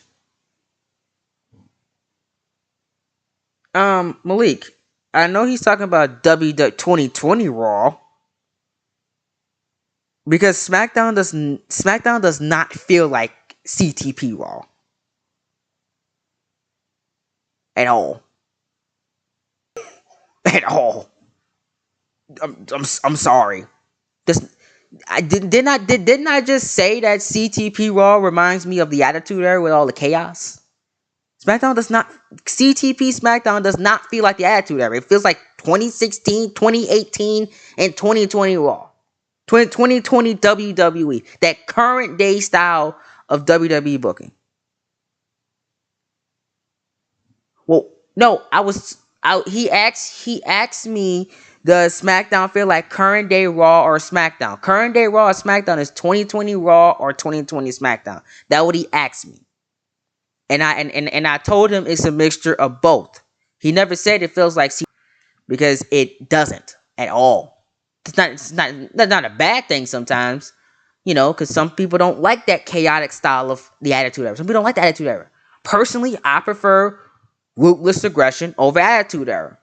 Don't fight me on that, but that's what I prefer. There are some things about the Attitude Era I don't like. you know, but that's just my personal opinion on it. We could be here all day talking about that. Like there's some things that the so there's some things that there's something that the Attitude Era did great, like the larger than life characters, but the women wasn't portrayed the best. Ruthless aggression slowly fixed that. You know what I'm saying? Ruthless aggression, in my opinion, had the better wrestling. That's why I prefer ruthless aggression over the Attitude Era. It had the better wrestling. I feel ruthless aggression had the better characters. Now y'all can fight me on that all day. But that's just my opinion on things. I prefer ruthless aggression over Attitude Era. What Expert did, he took the parts of the Attitude Era I loved. I love the chaotic part, and I love the larger than life characters. That's basically what he took. He took the best parts about it, and he didn't mix it in with the worst parts about it. He has the best parts about it. No, what you mean you stuttered? You didn't stutter. I don't know what you're talking about. I'll give you an example. Jay White is a larger than life character. Jay White reminds me of a classic Attitude Era heel. I can't stand him, but I want him to get his butt kicked. That's basically what Jay White reminds me of. I hate him with a passion. I do, but he's not get off my TV hated.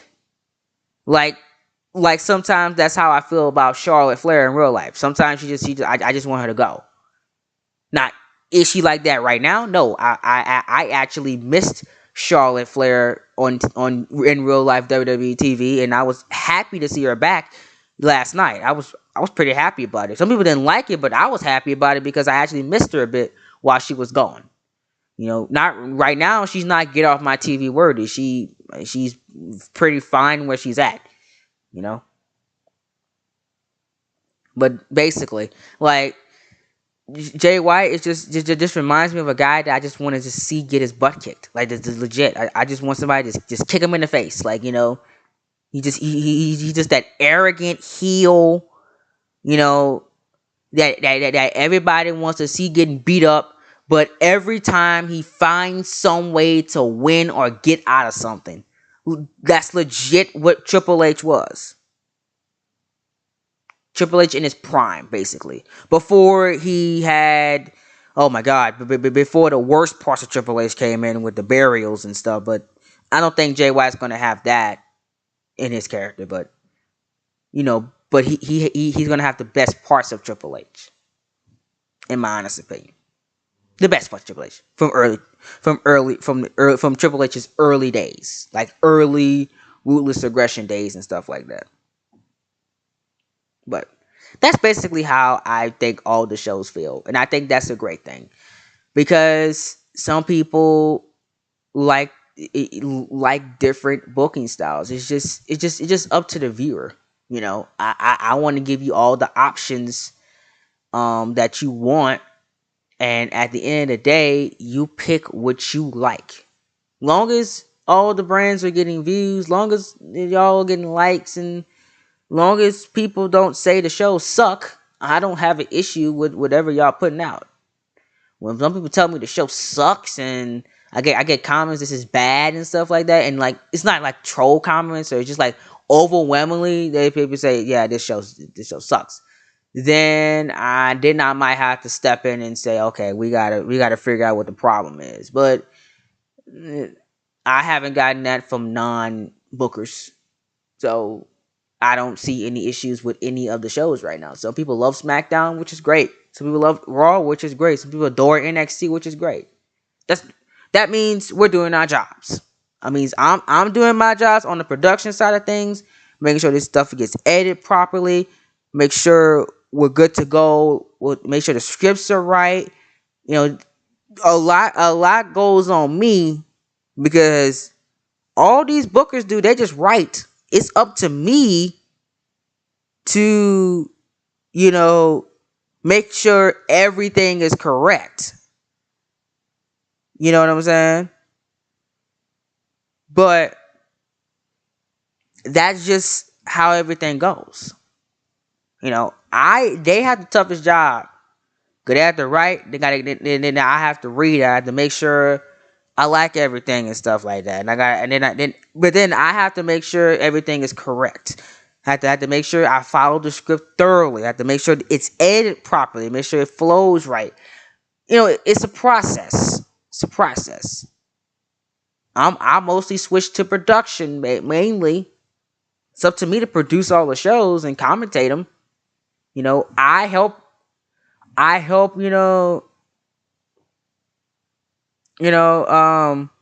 The majority of the time, I write some stuff. I get in there and help them as much as I can. But these guys are experienced. They know what they're doing. I don't need to come in there and literally help them the entire way. Most of these guys have their own universe modes that are very successful. They know what they're doing. Told y'all, I only work with the best. People say, you're joking. No, I'm serious. I only work with the best. I told y'all. Everybody laughed at me when I said this a few months ago. I have the best talent in the universe mode community. I work with the best talent on YouTube in the universe mode community. Everybody laughed at me when I said that. And said, "Oh, train, very funny joke." I'm okay. Yeah, who's laughing now, huh? No CTP member has under 30 subscribers. None. I have about the majority of them over 100 subscribers. Majority of them. Over 75% of the coaching production members, you can check, you can back this up. It's backed up on the channels. Go check the channels. Have over 100 subscribers. Couple of them are in the 300 range. Couple of them are in the 400 range. I told y'all, I work with the best. Told y'all that. I told you that. That's not a funny joke. That's the truth. It's the truth. And nothing but the truth. Y'all can never say I don't give people opportunities. Y'all can never say I don't, you know, let you shine, because I do. It's not all about me. Not anymore. Not all about me. You know, I love my job now. All my job is to do is just produce and help with stories. That's all I do. The stress of coming up with stuff anymore when you have other great minds with you, some of the best feelings in the world. It's the best feelings in the world. I'm the happiest I've ever been doing YouTube this season. Happiest. I'm happy. I have a great support system. It feels great doing this. You know, the stress is not there anymore. You know what I'm saying? But hey, it's just the truth. It's just the truth. Y'all might laugh at me again when I say that, but it's the truth. Go check out every CTP member universe mode, and you'll see what I'm talking about. You will see what I'm talking about. All of them are great in their own ways. All of them. You know. Why you think I'm doing Worlds Collide with J&W? Y'all know good and well I wouldn't do something with somebody if I didn't believe in them, and if I didn't believe that they are capable of doing what they need to do. Y'all know that already. You know this already. J&W has a great universe mode. 3 great ones. AOA and AOR are fantastic and very underrated. Very underrated. TNA is great. It's great. Very, very underrated shows. And look at the Worlds Collide stuff. Y'all have been killing it with the Worlds Collide stuff. All of y'all. Y'all have been supporting me with that. Y'all have been enjoying the Worlds Collide stuff, and that's a great thing. You know what I'm saying? I didn't, have to do Worlds Collide. I wanted. He asked me, and I said, hell yeah, I wasn't gonna turn that down. You think I'm gonna turn that down? An opportunity to work with, in my opinion, one of the best call creators in the universe mode community. I'm not turning that down. Hell yeah, let's do it. Come on, me and you. Let's go. I let it. We just rolling with it. I'm having so much fun working on this stuff. So much fun. You get what I mean?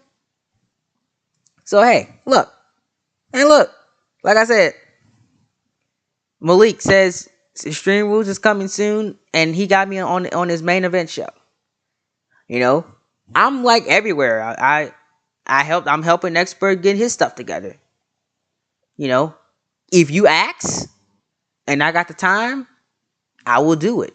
Just that simple. My DMs are open. Y'all can ask me for advice. Y'all can ask me for anything y'all need done. How to do this, how to do that. I typically respond to everybody. Basically. If you ask a question, I'm going to answer it to the best of my ability. If I know it. Or I'm get somebody that I know that could answer the question. You know what I mean? And stuff like that. I'm one of the nicest guys on here. I try my best to get along with everybody. Yes, I have had drama before. Yes, I have had drama in CTP before. Right.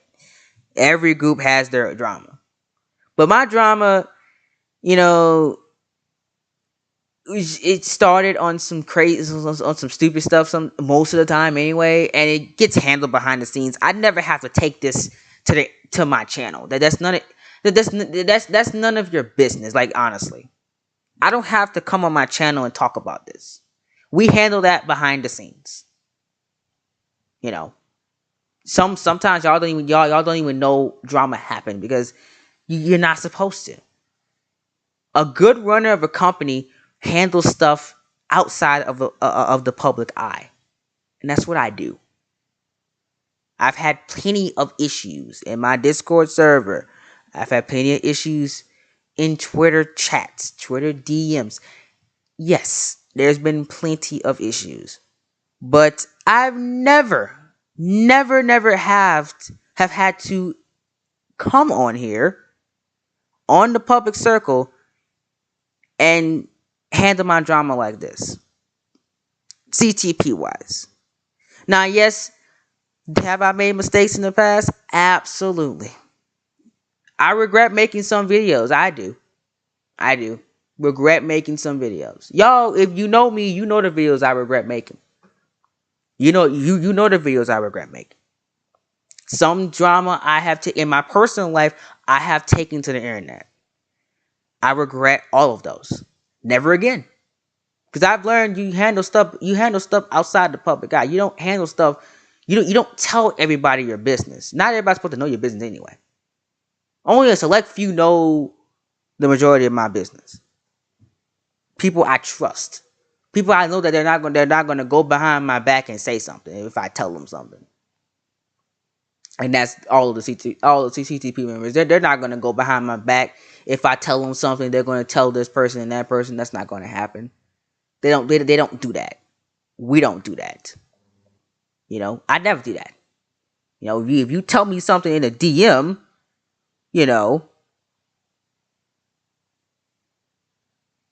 I'm not gonna,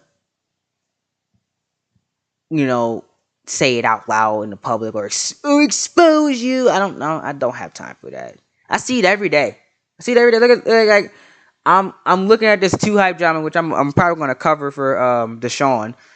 It's really funny to me the fall of Too Hype. You know what I'm saying?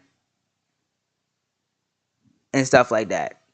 It's funny, like how the mighty have fallen with Too Hype. Like like they like their drama is just ridiculous, and I'm just following it every day. Like it's ridiculous. Like, come on, man. Y'all have a multi-million-dollar group, and you do one of your members like that, where you're not even going to let them speak out about leaving. You're going to sue them over it. Like, I mean, come on, bro. Like, just sucks. That sucks. And I'm just looking at the two guy video. I haven't checked on the drama recently. I'm probably gonna look at that when I get out of here. Look up the Too High drama and stuff like that while I go and prepare to work on NXT. And I need to go do a lot of stuff when I get out of here. But that drama is really funny to me. Like it really is very funny. Like how are you gonna do a person you grew up with, your best friend, legit, the dude that got kicked out? How are you gonna do him like that? You lie in a video saying that you talked to his brother and stuff like that. It's just a mess. Like it really is a mess. Like I've been following the Two Life drama for like a week now, and it's just really like messy, very very messy. I feel like I actually I really feel bad. I really do. I really really do. But yeah, that is. I think I covered everything. I gave the star ratings. I gave the talked about each show. Talked about all the stuff I liked and disliked. Did I miss any questions? I don't think I missed any questions. I don't think I missed any. Did I miss any questions? Yeah, I think that's it. I think that's it. What time is it? Oh, shoot. I talked I talked through the entirety of Monday Night Raw. LOL. That's funny. I talked through the entire show. Oh my goodness.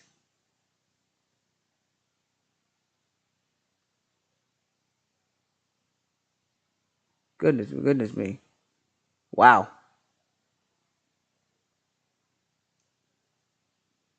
Well, yeah, I think that's it. Alright, I think that's it. Well, ladies and gentlemen, if you enjoyed this video, make sure you guys hit that like button, subscribe to the channel down below. We're on the road to 1,700 subscribers. If you have any friends, relatives, grandmas, and anybody, make sure you tell them and send them to Coltrane because we're almost to 1,700 subscribers. My goal by the end of 2020 is to be 300 subscribers away from 2,000 subscribers. And I know I can get 300 subscribers in 1 year. I know I can do it. So, if you enjoyed this video and you want to see more of this video, leave me some topics down below y'all want me to cover. Y'all want me to cover the failure of the first couple of Ultimate Universe modes? I would love to cover those. Those are deep dive stories that I know. If y'all want me to cover a certain superstar and their CTP career, let me know in the comment section down below. I love doing these because y'all know I love to run my mouth. I run my mouth every time on YouTube. That's why streams be 3 hours long sometimes. Because I run my mouth. So if y'all want a certain thing y'all want me to cover, let me know down below. That's universe mode related. Now, Deshaun is for all the other extracurricular things like gaming news, gaming drama, like the downfall of Cyberpunk 2077, which I have a video coming out on that situation and why I can't even play the game right now. We'll talk about that later on this week. I also have a video on the 2 hype stuff coming out, like I told y'all earlier. Once I get my information, and I'm waiting for one of the videos to come out from one person in particular. That's why I haven't talked about the drama yet, because I want to see what he has to say. So I'm gonna wait till his video comes out first, and then I'll talk about that. There will, as of right now, not be any videos on December 24th and December 25th. I will not be posting on Christmas Eve, and I will not be posting on Christmas Day. I'm probably not even gonna be on social media those 2 days. More than likely. If you text me on Christmas Eve and Christmas Day, I'm probably not gonna answer. Specifically Christmas Eve. I might answer Christmas Day. We'll see. I'm probably not gonna be on YouTube those 2 days. I'm lying. I will be on YouTube, but probably because I'm probably gonna be DJ or something like that. So, because they're probably gonna ask me to DJ again. So I might be on YouTube those 2 days. If you post something like wrestling related, I'm not watching it probably, especially on Christmas Eve, because I'm seeing people I have not seen in months on Christmas Eve and Christmas Day. There's family I have not seen in months, and I want to catch up on with them because some of them are having kids, and I just found out that one of my cousins is having a child today. So we're gonna do a lot of catch up on Friday, and I need to know about this because a year ago this chick was single, and now she's having a kid. I needs to know how that came about.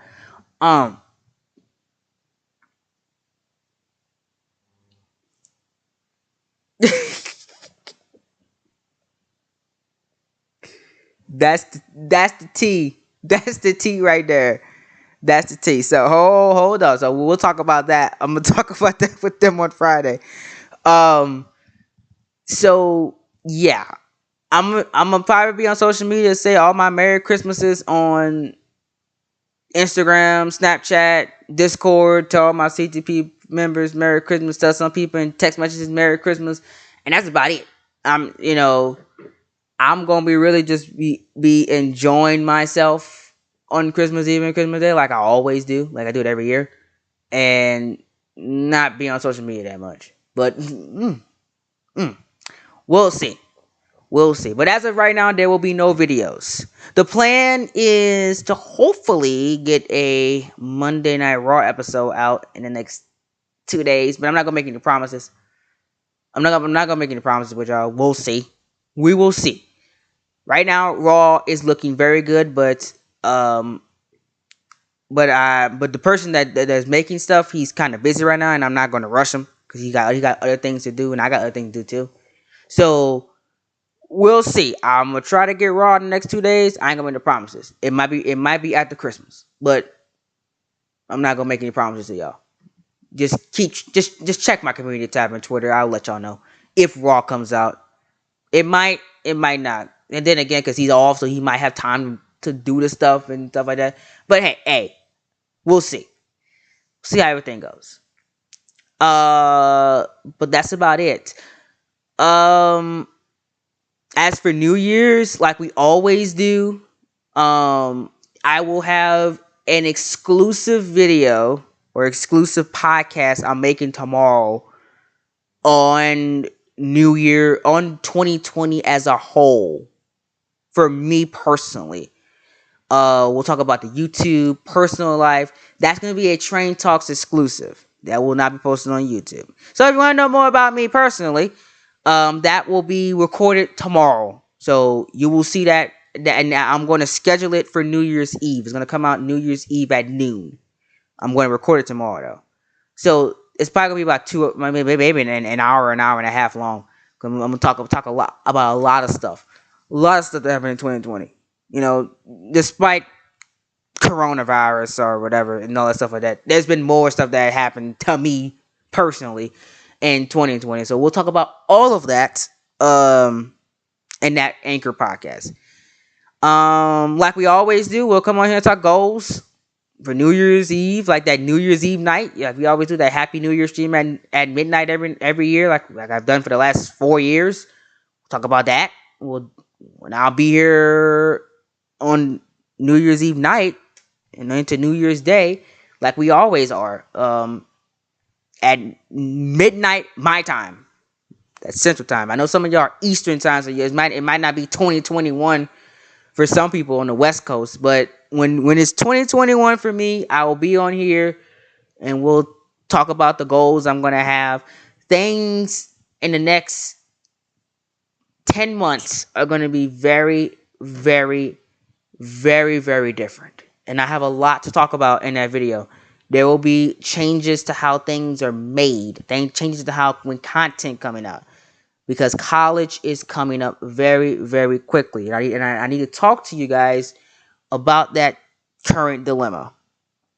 As of right now, again, plans could change in the next 10 months. Let's say there's a 2.0 virus coming out or something like that. It might change my plans. But as of right now, fall of 2021, guaranteed I'm gonna start school. No ifs, ands, or buts about it. I'm starting school. But the problem is I'm still leaving it up in the air if I'm gonna live on campus or not. If I don't live on campus, then don't worry about anything. Videos will still be made the same. It'll be business as usual. But if I live on campus, there's gonna be a lot of changes. A lot of changes to how stuff is made, etc. That's gonna be a big decision that I need to make. Because at the same time, room and board is very expensive, and if I could not pay that $8,000 or $6,000, $5,000, that would be great. But I have to convince my parents, and right now it's looking like I'm gonna have to. But that just depends on how everything is going with this little situation that we have in the world. We'll see. But we'll talk about all of that because January, February, March, April, May, June, and July will be business as usual. Like it always is. But when we get into August, September, October, November, December, that's when the shift is going to start to change. I have been preparing for this for the last 3 years. Don't worry. I have a plan to continue to make YouTube videos. Why you think I did what I did? I did it for a reason. And I have talked to people that have done YouTube for 4 years in college and made it work. I've been planning for this day for the last 2.5 years. So I knew it was coming. But reality hits you when it gets you when it gets here. So I have been planning for this for 2.5 years. So that's why I really started to buckle down in school because I knew this was coming. So the reality of the situation is I'm 5 months. Well, as of January 14th will be 5 months to the day I'm going to be graduating high school. 5 months to the day. January 14th. So, I have planned for this, that day, and I planned for how life after high school will be for the last 2.5 years. So, we'll talk about all of that on New Year's night. New Year's Day night. So, but that's about it. That's about it. So that's my plans for the rest of the year. So before 2020 lets out, I would love to get through another week of Universe mode. I would love to get through Raw, NXT, and SmackDown for one last time to release the last Raw, last NXT, last SmackDown of 2020. That's my plan.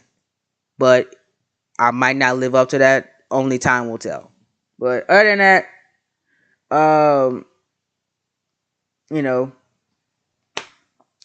that's about it. That's about it. I mean, I don't got nothing else to say. We'll talk about the college thing when we get there. Like I said, that's like a good 7-8.5 months from now. So I got a little time to think about it.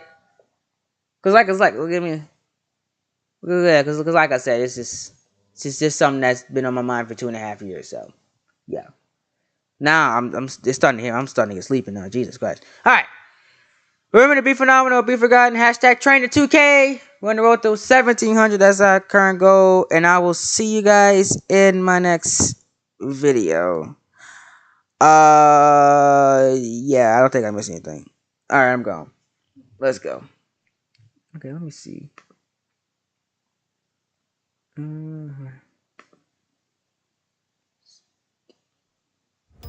Building your business online takes effort, and when it's ready for the world to see, all right, we're gonna let this song just take us out.